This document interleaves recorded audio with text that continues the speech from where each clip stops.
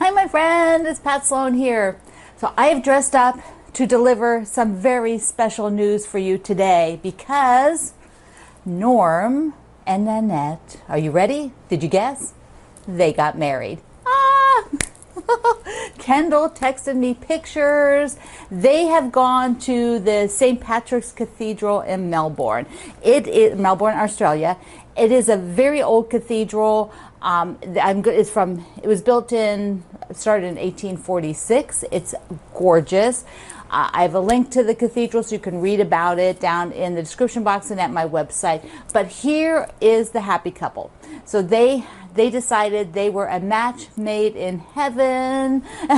So Norm and his Nanette are going to be, they're now married. Kendall has done a video over on his channel, which is linked here and inserted in my website today. So when you go over there, you can just watch it. You need to subscribe to Kendall's channel because otherwise you're going to miss all the good stuff he's doing. Okay, so they are just the cutest things ever. And I just thought I had to, because I couldn't be there in person for the beautiful wedding, I just had to dress up today to celebrate. All right, so besides Norm and Nanette's wedding, like what can be better than that? I'm going to have cake today too, I think. I think I'll get some cake. So okay, so we have some other things. Let's do Oh My Stars. Top is done. Yes. Okay, so I have a few things about the top. First of all, you can see this star here. I actually got it shifted up one. And I have done that before when I've made these. So I'm going to do, when I'm walking through this, I'm showing you how you can make adjustments for your, sizes of things if you want to. So we'll have that. And I also did a 4-inch wide border. And on my website today, I have a free bonus download that you can get those measurements. So let's go take a look at putting this border on. So what do you need? I suggest that this is the last page of the pattern. So I suggest you print this off so that you can write the numbers around it for making adjustments. Then you need a calculator. And yes, my calculator is red. Red, everything red. And a pen. Okay, this is what we're going to use. Let's first start with how do I adjust that star? Because I have it up too high, and so I don't want to pick everything out and move it. I just simply need to change those two strips the length that they are. This is now just modification number 1. Let's get to it here. All right, so modification number 1 has to happen with these two numbers, because what I'm doing is moving the star point is now here, right? And this is now like a full square. And so, these star points are all shifted. And this, of course, is shifted up. And, shifted up. Everything is shifted up. And this is a plain square. So what you do is to make this strip. Now this is the strip that is longest of all of them, because when you add everything, if you follow along with what I tell you on here, so I did this kind of, I think I was trying to say fabric when I was writing this, so that, anyways, this is the way I did it. So the first thing you do is when you're going to be sewing this one on, this strip on, and then the top, and then the bottom, and this is the last one that you sew on. Can I do this? Upside down. Okay. So that's the last strip, which means it's longer, which means it has to accommodate this border and that border. So instead of trying to add it up, what you could do, I think all I'm going to do is subtract from this number and add to that number. So I need this one to be 1 block shorter and the bottom one to be 1 block longer. And that's really as simple as it is. So I have written quilt patterns for about 25 years, and I have a very specific way that I approach them and look at them and think about them. And so that is how I'm going to show you. There are other ways you could think about it and approach it, but I'm going to show you how I do it today. So now that we know that we have to subtract from the one size and add to the other, let's do it. You are doing just simple math, but there is one additional step for your simple math, and that is that I work with finished sizes first, and then I add the seam allowance afterwards. So I need the finished size of this unit, which it is showing 34.5. So I need, let's just clear this. So I need to put in my calculator 34. Right? So I want 34. I don't want 34.5. I've removed the 2 quarter inch seam allowances. Now what I need to do is I have to make this number 1 block shorter. And what is the finished size of the block? 4.5. Remember, we started with a 5-inch square, and then when you remove a seam allowance all the way around a 1/4 inch, it becomes a 4.5 as its finished size. So now I have to subtract 4.5. So I go minus, I'm upside down, 4.5, which equals 29.5. Now when you have this 29.5, what do you have to do? Don't forget this step because it's so easy to forget. You have to add back your seam allowance. You have to add back a 1/2 inch, a 1/4 inch on each end. So we add plus 0.5, which equals 30. So now you're going to have a 3 by 30 strip for the top part. And now we'll do the bottom part. And the bottom one is we're going to add. So we have 12, but we don't use 12, right? We have to use the finished size, which is 11.5.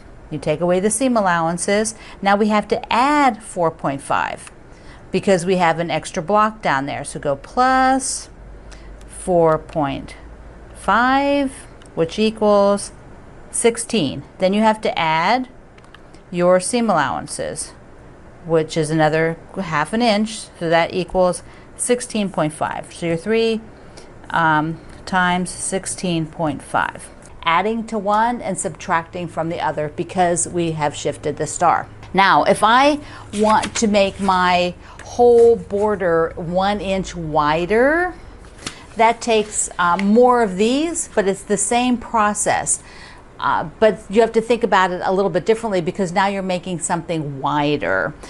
So all along, it's a little bit more work to make it wider, but I'll just give you the basics of the thought process so that if you want to try to experiment and do the math and see for yourself how it works, because actually doing this is the only way you're going to learn. You have to go through the process, and just listening to me is not going to do it. You need to go ahead and do the whole thing yourself. What I'm going to do is just highlight some of the things you have to think about when you're going to expand a border from the pattern. First of all, if there's any kind of patchwork, you're going to think about the size that it is and what it will be. So here's the size that I'm working with if it's a 3-inch wide border.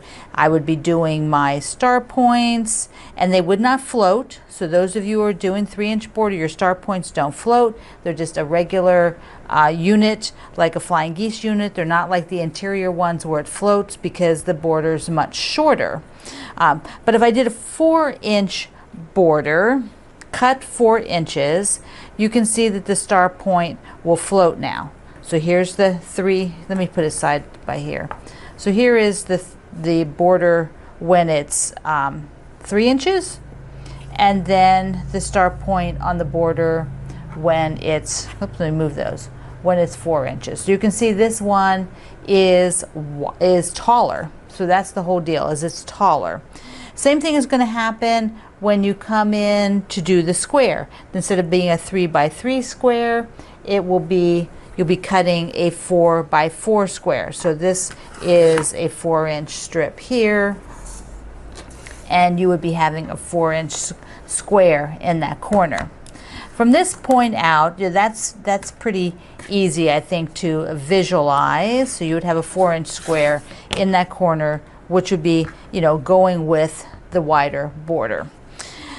What starts to get a lot more calculations is now figuring out all of the lengths. because this width is okay. You just add 4 to everything to get the width, but your lengths will be longer. So there's a lot of the calculations that you have to do to go through and get all of that, which it just takes a little time. And honestly, if I sit here and do the math on video, it is like watching paint dry, particularly if you're not at all interested in doing this.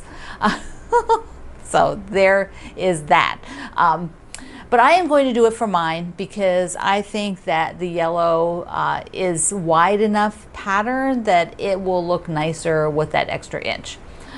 So I'm going to go ahead and make these new units with my star points. So I'm going to go ahead and make those and get all the strips cut so that I can sew the borders on.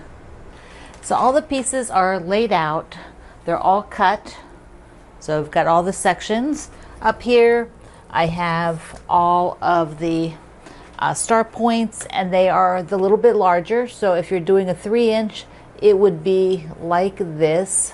You wouldn't have that extra on it, but this is at 4 inches wide. Now, if you like, I thought maybe you would like if I wrote down the numbers for expanding that border to 4 inches, which ones you have to make longer, and I'll put that on my website today. So you can go link down below in the description box, and if you get my emails, you will get that in an email. So there, now I'm ready to, I will sew this up.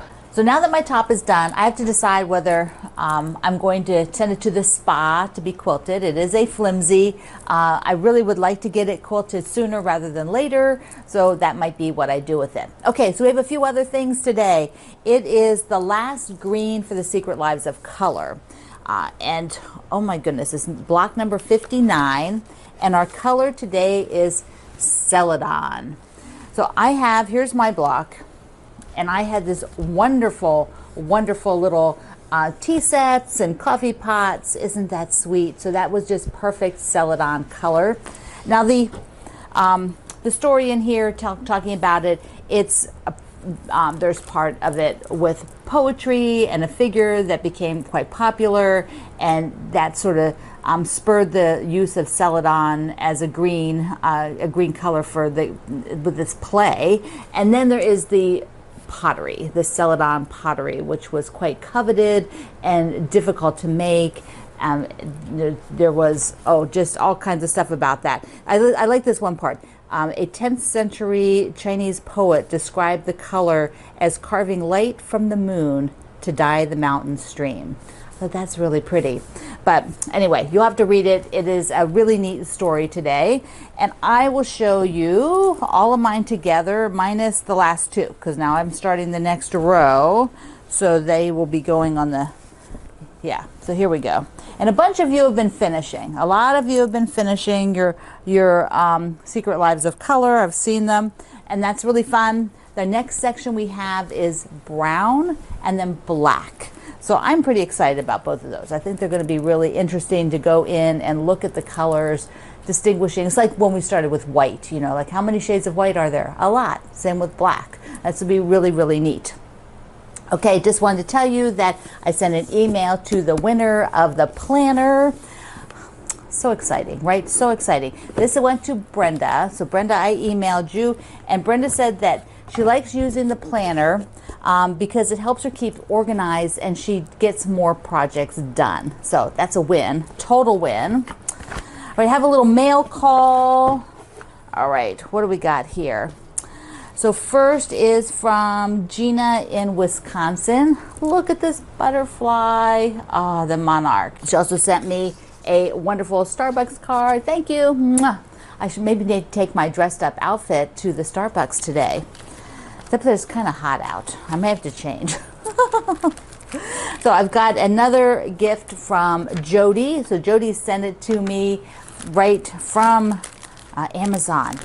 And so I have to show you, these are stickers. Oh my goodness.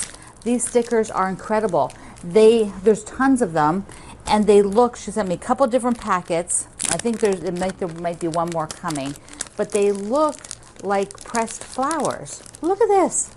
Look.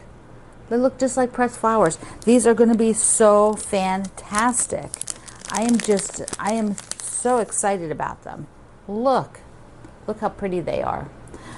So I'm going to have to do that. I think I'm going to have to do the planner this year a little differently. I think I'm going to use it to track my work just for fun, just for, you know, what the heck do I actually get done and do. So let's look. We've got to look at the mushrooms.